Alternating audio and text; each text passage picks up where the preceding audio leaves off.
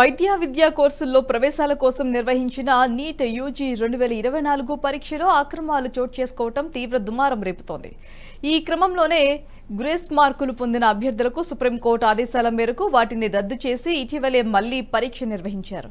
వారి ఫలితాలను జాతీయ టెస్టింగ్ ఏజెన్సీ ఇవాళ విడుదల చేసింది. దీంతో పాటు నీట్ యూజీ 2024 అభ్యర్థులందరికీ ర్యాంకులను సవరించనున్నట్లు వెల్లడించింది. మొత్తం 1563 మందికి మళ్లీ పరీక్ష నిర్వహించగా 813 మంది మాత్రమే హాజరయ్యారు. 750 మంది గైర్హాజరైనట్లుగా ఎన్టీఏ అధికారులు వెల్లడించారు.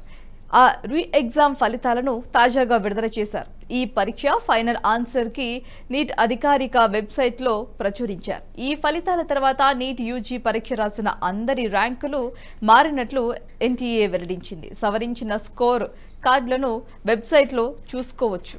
త్వరలోనే నీట్ కౌన్సిలింగ్ జరగనుంది.